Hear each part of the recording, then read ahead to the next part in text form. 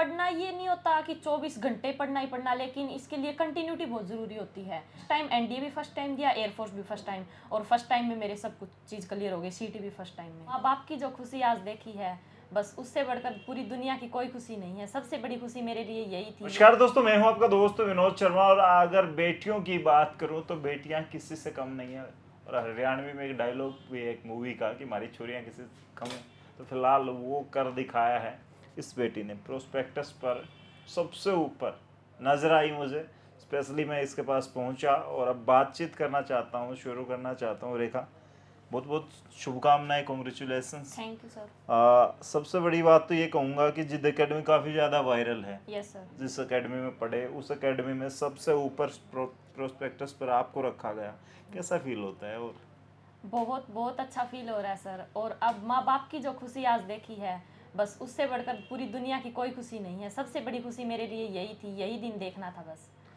घर में बड़ी बेटी हो? नो सर, हम 2 भाई बहन हैं, मैं छोटी हूँ। अच्छा, तो भाई क्या करता है? भाई सर एयरफोर्स की तैयारी कर रहा था, उसका भी सब कुछ क्लियर था, बट बाय लक वो भर्ती रद्द कर दी गई। अच्छा तो अब वो एसएसबी की फिजिकल है उसकी, वो उसके लिए तैयारी कर रहा है। अच्छा, एनडीए की बात करें, कुछ दिन से ही शुरू हुआ है बेटियों का चलन, और एनडीए का जुनून कैसे दिमाग में आया? और एनडीए के लिए आपने टेस्ट क्लियर किया आपने जिद एकेडमी के साथ जुड़ के? Yes sir. सर शुरू में मेरे भाई हर चीज़ के लिए मुझे मेरा भाई मोटिवेट करता कि ये करना है वो करना है। मेरे भाई ने बहुत मुझे सहायता दी, इसमें हेल्प दी। मेरे भाई ने कहा, मुझे एनडीए के लिए कहा। बाद में आए कपिल सर से मिले, तो कपिल सर ने भी, पहले मैं एनडीए की नहीं सोच रही थी, मैंने शुरू में एयरफोर्स की सोचा था पहले। बाद में फिर सर ने कहा कि नहीं, तू एनडीए की तैयारी कर, इसके लेवल की है। तो मैंने एनडीए की तैयारी की और मेरा एनडीए का एग्ज़ाम क्लियर हो गया। फिर उसके बाद फिर एयरफोर्स का फॉर्म भर रखा था, एयरफोर्स का किया मैंने, एयरफोर्स का क्लियर हो गया, मेडिकल हो गया, फिजिकल हो गई, सब कुछ हो गया। और मेरे पास ग्रीन कार्ड अब मेरे हाथ में है। अब जून में मेरी ज्वाइनिंग है एयरफोर्स की, और मेरा सीटी भी क्वालिफाई है।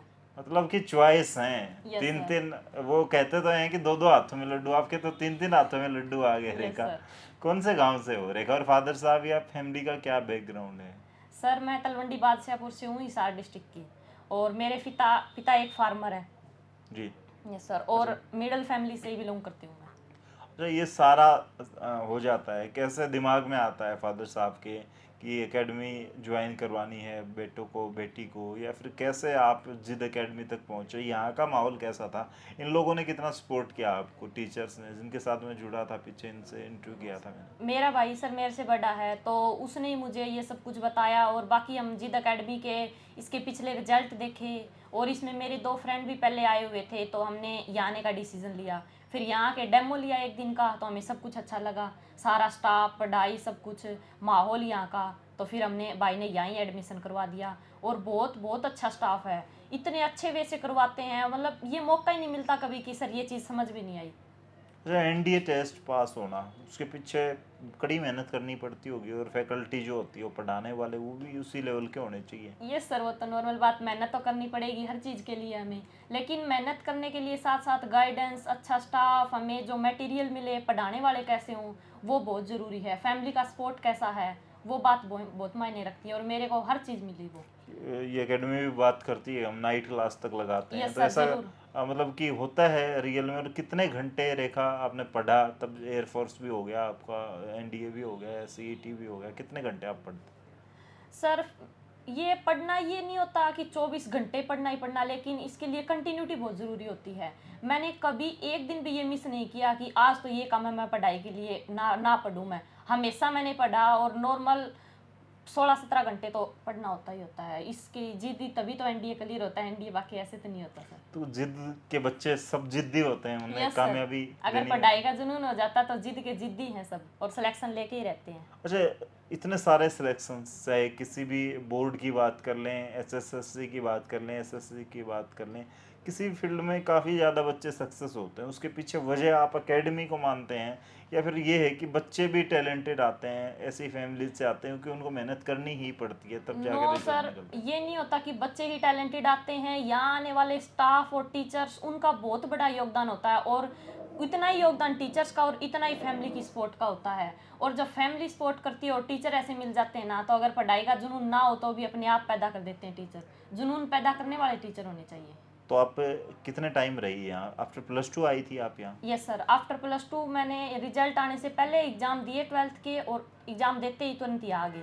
उसके बाद मैंने 6-7 महीने तैयारी की और उसमें मैंने क्लियर कर दिया। मैंने फर्स्ट टाइम एनडीए भी फर्स्ट टाइम दिया, एयरफोर्स भी फर्स्ट टाइम, और फर्स्ट टाइम में मेरे सब कुछ चीज़ क्लियर हो गई। सीटी भी फर्स्ट टाइम में। कमाल है भाई, पहली दफ़ा कुछ भी करती है और रेखा कमाल करती है भाई। हरियाणा की बेटियां हैं ये, और ऐसे ही फैमिली से आती हैं। फिलहाल एनडीए, आपने फादर साहब का बताया, आपके फादर साहब किसान हैं यस सर। और कोई बड़ी फैमिली से नहीं नो आते, सर। तो इतने ऐसे परिवारों से कैसे दिमाग में आया कि मैं बेटी होकर के, लड़की होकर के एनडीए में जाऊंगी? एनडीए का ही आपने टारगेट रखा, उसके आप +2 के ब्याह पर आप जा सकते थे किसी कॉलेज में, या आजकल बच्चे चूज करते हैं अलग अलग कोर्सेज, तो एनडीए ही कैसे दिमाग में आया? इसके लिए सर, मेरा भाई है, मेरे भाई ने ये सब कुछ मुझे 12th के बाद कि तुझे क्या करना है, एनडीए करना है, ये करना है, सब कुछ मेरे भाई ने बताया। और मेरी फैमिली ने कभी ये नहीं सोचा कि हम लड़की को बाहर नहीं भेजेंगे, पढ़ाएंगे नहीं, ये नहीं कराएंगे, वो नहीं कराएंगे। हमेशा मेरा सपोर्ट किया। उन्हें मैं ये कहा कि तुम्हें इस चीज़ की तैयारी करनी है, तो सब कुछ मेरी फैमिली ने किया इसके अच्छा, लिए। लड़कियों वाली बात आपने कही, लड़कियों के लिए कितनी सेफ है? आप जिसकी ड्रेस पहने खड़ी हैं, अभी सर, बैठी है मेरे साथ, जिद एकेडमी, कितनी सेफ है लड़कियों के लिए? माहौल कैसा है यहाँ पर? बिल्कुल सेफ है, कोई भी प्रॉब्लम नहीं है कि लड़कियां हम वहाँ नहीं भेज सकते, लड़के हैं, ये हैं। 1% भी दिक्कत लेने की ज़रूरत नहीं है।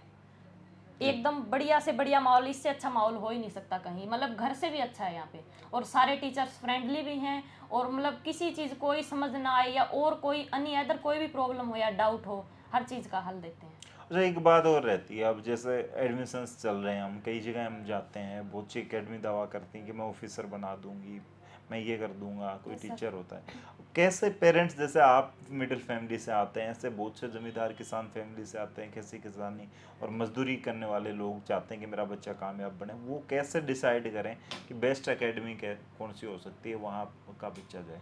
सर, दावत हर कोई करते हैं, ऐसे दावत करने से कोई ऑफिसर नहीं बनाता ही नहीं करता। लेकिन एकेडमी के पीछे के सिलेक्शन, एकेडमी के जो बच्चे बताते हैं ना, जो पहले पढ़े हुए हैं, उसके बेस पे एकेडमी वालों को बताने की जरूरत नहीं होती कि हमारी ऐसी है वैसी है। जो इसमें खुद बच्चे पढ़े हुए हैं, उन्होंने सिलेक्शन लिया है, उनके माँ बाप वो बच्चे खुद ब खुद बता देते हैं कि कौन सी अच्छी है, कौन सी नहीं। तो और बेटियों को क्या कहना चाहेंगी? मेहनत करनी है, आगे बढ़ना है? बेटियों को, मैं सबको, मेरी बहनों को यही कहना चाहूँगी कि सब पढ़ो, कोई दिक्कत नहीं है। माँ बाप को भी सबको मैं ये कहना चाहूँगी कि कुछ भी फिक्र ना करें कि हम हमारी बेटियों को बाहर नहीं भेजेंगे, बाहर का माहौल ख़राब है, एकेडमियों का ख़राब है। कोई दिक्कत नहीं है, यहाँ पे भेजो, और एक दिन वो जब ऑफिसर बन के ऐसे ही आपके घर आएंगी तो खुशी के आंसू आ जाएंगे और बोलेंगे कि इसी दिन का वेट था। तो गांव में होती हैं चर्चाएं इस टाइप की, जैसे आप कह रहे हो कि माँ बाप जब खुश होते हैं, यस कभी सर। आंसू आते हैं उनके खुशी के, तो अच्छा फील होता है। यस सर, हर हर चीज़ होता है। जब और भी अब मेरे माँ बाप से और कोई मिलते हैं, या फिर मेरे माँ बाप को और बोलते हैं कि वाह तेरी बेटी ने क्या कर दिया, इसमें लग गए, तो बस फिर वो प्राउड, इतना प्राउड होता है कि बहुत ज़्यादा खुशी होती है। टीचर्स के बारे में क्या कहना चाहेंगे लास्ट में, यहाँ की जो फैकल्टी है उसके बारे में? यहाँ के टीचर सारे बहुत बहुत अच्छे हैं। हर एक से बढ़कर एक टीचर है, किसी में कोई कमी नहीं है ना किसी का। ये सबका पढ़ाने का वे इतना अच्छा है, ऐसा हो ही नहीं सकता कि ये पढ़ाएं और सिलेक्शन ना हो। और इतने अच्छे नोट्स प्रोवाइड करते हैं जैसे कि पेपर में से ही लिया हो, सब कुछ इन्हीं में से आता है। चलिए भाई, एक जिद्दी लड़की का आपको इंटरव्यू दिखा रहा था, कमाल कर दिया। 3-3 जॉब, एक जॉब नहीं मिलती, गरीब फैमिली से आते हैं, इतनी बड़ी कोई साहूकार फैमिली नहीं है, बड़े लैंडलॉर्ड नहीं है, छोटी सी अपनी खेती किसानी करते हैं, छोटा सा अपना एक दायरा है, और सोच बड़ी रखी, अच्छी एकेडमी ज्वाइन की, तो उसके ब्याह पर फिलहाल ये रिजल्ट निकला है। कपिल पुनिया दावा करते हैं हम जिद्दियों को तैयार करते हैं, फिलहाल एक जिद्दी लड़की आपको जुनून और जोश के साथ हमारे साथ दिखी होगी। ऐसे परिवार से जो बच्चे निकलते हैं उनके इंटरव्यू साक्षात्कार आपके साथ लेकर के आते रहेंगे आने वाले वक्त में, क्योंकि आपके बच्चे को भी हमारा प्रोमिस है कि सक्सेस की तरफ ले जाना है, उस बात पर ले जाना है। तो फिलहाल इस वीडियो को शेयर कर दें, इस बेटी के हौसले को सलाम करते हुए कमेंट में लिखें। तब तक के लिए धन्यवाद। राम राम, जय।